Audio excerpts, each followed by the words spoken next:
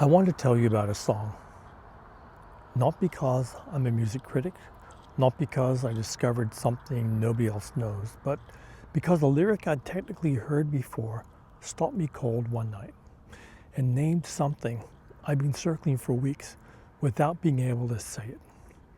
That doesn't happen when your mind is full. It only happens in the quiet.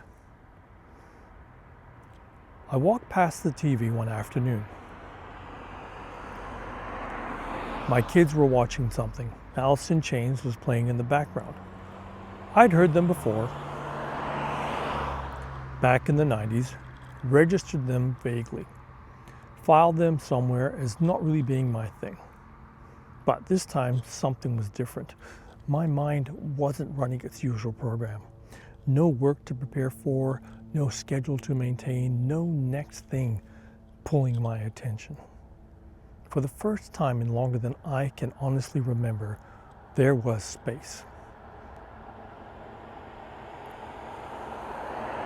And into that space, almost accidentally, walked a song I'd heard before but never actually listened to. I sat down, I watched the clip, and later that night, headphones on, the house quiet, I played it properly.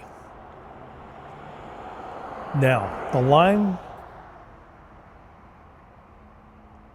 so I played it properly and I heard this. We chase misprinted lies, we face the path of time. I replayed it and then I replayed it again, sitting there thinking musicians are the smartest people on earth. So here's what I mean by that. The great philosophers spent lifetimes trying to articulate what it means to be human. Plato wrote dialogues, Aristotle wrote a treatise, the Stoics filled volumes, the Buddhists developed an entire cosmology of suffering and its origins. All of it true, all of it important. Almost none of it is accessible to someone driving to work at 7 in the morning. But a musician, a great one, compresses the whole thing into a line you can feel before you understand it. Lane Staley, when he wrote those words, was a man in profound pain. He died at 35. He was not writing a philosophy. He was writing from the rawest possible human place, the place where everything false has been stripped away, and only what's true remains. And what remains was this. We chase things that were never real. Time passes while we're chasing them, and at some point we have to turn and face that. 9 words. 30 years of philosophy compressed into 9 words. I heard it because I was finally quiet enough to listen. Now, the word that stopped me wasn't lies. It was the word misprinted. There's a crucial difference. A lie implies someone deceived you. There's a villain somewhere. Someone knew the truth and withheld it. But a misprint is something else entirely. A misprint means the error was in the transmission. Nobody intended it. The story about what retirement would feel like, what success would look like, what a life well lived would mean. These weren't conspiracies. These were misprints passed down through families and cultures and institutions, repeated until they felt like truth, chased because they were the only map available. And here's the part that's hardest to sit with. We chased them willingly. Not because we were foolish, but because the misprint was all we were given to read. I spent 30 years in insurance, handling litigated claims. 30 years watching people defend their version of reality against evidence that said otherwise.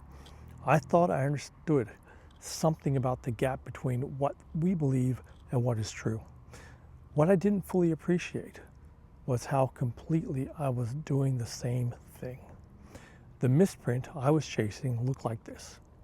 Work hard for 30 years, retire, and abundance arrives. Time and money and energy all aligning at once.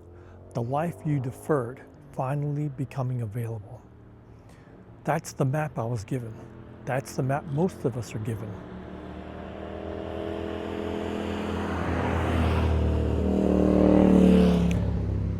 I'm 1 month into retirement. I have a mortgage, young children, real financial obligations. The abundance didn't arrive. The map was misprinted. And sitting quietly with that, not in despair, not in bitterness, but in honest reckoning. That is the most important thing I've done in 30 years. So here's what I think Staley understood that most of us resist. The path of time doesn't ask for our opinion. It doesn't negotiate. It doesn't wait for us to finish chasing the misprint before it moves. Facing it, really facing it, requires first admitting that the map was wrong, that the story we were told and told ourselves didn't match the territory. That's not a comfortable admission. It's much easier to keep chasing, to update the resume, to start the business, to find the next role. Fill the silence with noise before it can say anything true. I almost did that. Every instinct in the first 2 weeks said, move, do something, prove your value, fill the space. I didn't. I sat with the discomfort instead, and a song found me in that space. A song that was always playing. I just couldn't hear it over the noise. Here's what I want to leave you with today. Somewhere in your life right now, something is playing in the background. Not a song necessarily, maybe an idea that keeps surfacing, a feeling you keep moving past.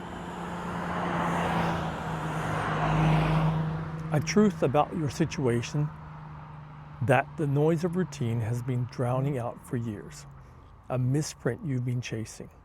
That part of you already knows it's wrong.